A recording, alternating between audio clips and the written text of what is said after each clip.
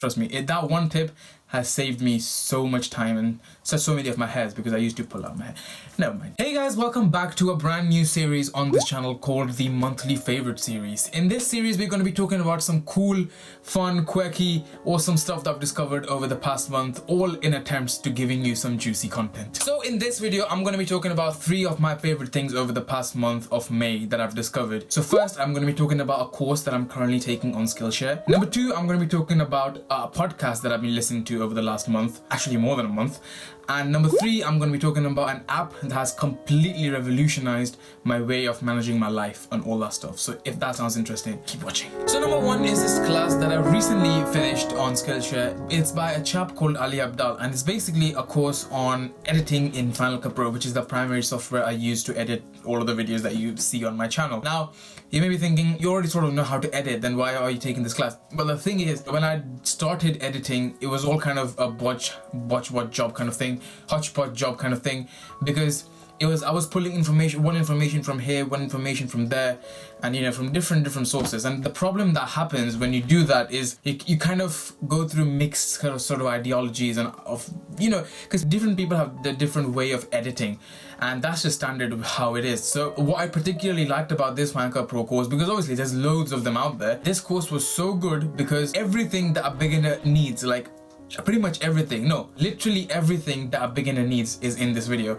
So all the way from importing your footage, all the way to organizing it, assembling the A-cut, sound effects, color grading, you name it, it's there. It's an awesome beginner-friendly tutorial. One thing I really liked about this tutorial compared to the other ones that I've seen is that it touches on the non-sexy stuff of Final Cut Pro and editing, which I found really cool, because if you see most tutorials, they focus on the transitions, the titles, the whoosh wash and all that kind of stuff, because those are stuff that's like sexy and all that, just stands out. This course focuses more on the aspects that are not really that sexy, but it's really important while you're editing. Because, for example, how the most efficient way in terms of assembling an A-cut, like having in and out points, and how to use keyboard shortcuts, or for example how to organize your media when you're editing like bunch of videos all together.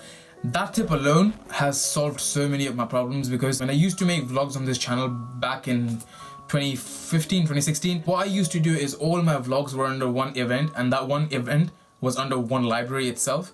So basically it was a library that was more than 1 terabyte, 2 terabytes. It was absolutely horrendous. So what it did was it really slowed my editing down, like to the point where I almost didn't edit for I think a good 3-4 months solid, because it was almost impossible to edit on my computer.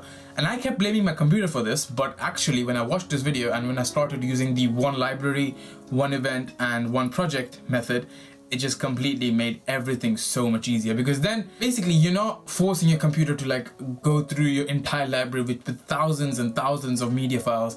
It just makes life and editing a lot easier. Trust me, that one tip has saved me so much time and so many of my hairs because I used to pull out my hair. Never mind. One other final thing that I like about this Final Cut tutorial is that each lesson or episode, whatever you're gonna call it, is fairly short. Now, if you're someone like me who has an attention span of a monkey, I can't sit there and watch a tutorial that's more than 10-15 minutes. The good thing about this tutorial is that most of the episodes are within the 3 to 5 minute mark. Obviously, some of the lessons in the whole series is slightly longer because that topic that's been covered in that, it just takes longer. So what I mean to say is that none of the lessons or the episodes in the series are filled with unnecessary content like bloating the video. So it's just to the point, on the point, and just get the job done. So that's why I really like one of the final things I really liked about this course that I took. So if you guys want to check this course out for yourself, or to be honest any of the plethora of courses that they have available on their website, you can go check the link in the description down below, and by clicking on that, basically you get 2 months of free Skillshare Premium.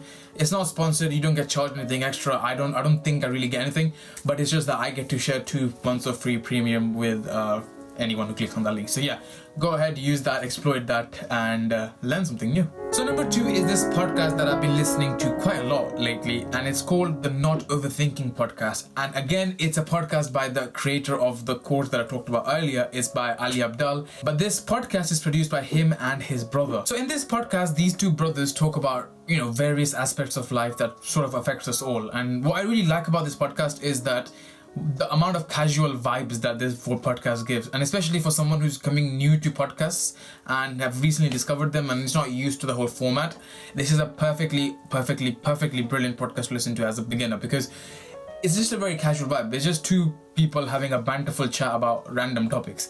So it's really easy to listen to. Also, this podcast touches on stuff that is very unorthodox to talk about, or is really hard to explain. But these guys sort of explain it in a very brilliant way. One of my favorite episodes on this podcast is this episode where they talked about the desire to fit into inner rings. And something that really stood out to me in that episode is that even if you don't have the innate desire to sort of fit into a inner circle, just the fact that you don't want to fit into a standard ordinary inner circle, for example, chasing girls or chasing cars or all that kind of stuff, you automatically fit into that a different sort of inner circle where you think you're higher than people chasing the ordinary, chasing girls and all that kind of stuff.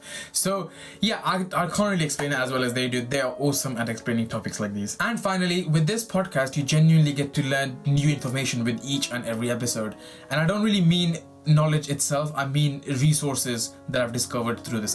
Each and every time I've listened to an episode of this podcast, I've genuinely come out with something that I haven't heard before, like maybe a new author that I haven't known about, or maybe a new book that I haven't read, or a new app that I don't know about. Something that I don't know about will be in every episode that I've discovered so far. Like, it's a genuinely mind-blowing podcast. I love it to bits. So yeah, if you want to check that out, link will be in the description down below. And number 3 is this app that I've been dabbling with, to be honest, for the past 4 or 5 months. So it doesn't really fit into that I've discovered it into May, but I'll tell you why I've put it into this May favorites. It is because that I really honed down my whole workspace and everything of Notion in May itself. So what is it? Basically, it's an all-in-one workspace that pretty much manages my entire life, all my projects, my to-do list, my calendar, you name it, it pretty much manages everything. So what I like about this app is that it really lets me fulfill my inner nerd OCD. It lets me organize everything that I like to organize. I love organizing, guys, and this helps me organize my heart out. That's why I love this app, just for that reason alone. But this is a video and I need to give you more juicy content, so that's why I'm going to give you some of the other things that I really like about this app. So if I were to summarize Notion for a person who doesn't really know what I'm talking about here,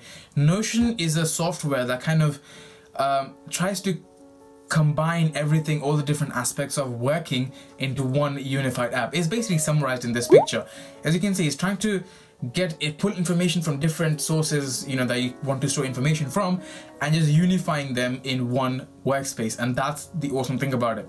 It's like if you're using Evernote, you can only take notes in it, but you can't use that for project management. Or for example, if you're using something like Slack, perhaps you can do project management in Slack, but you can't take notes and all that kind of stuff. So basically what Notion does, it fulfills pretty much everything, all the sort of aspects that it needs to fulfill. And that's why I genuinely love it, because it's a one software for pretty much everything that you might want to do. So my particular use case for this is I use it for studying quite a lot. So I use it for predominantly note taking, also with project management on the side, but I use it predominantly for note taking. And what I love about Notion in terms of note taking is that it adds an element of joy or gamification in terms of the whole studying thing. For example, whenever you make a page on Notion for, let's say, a topic that you've been studying, you can add emojis, you can add covers, you can add color, you can highlights.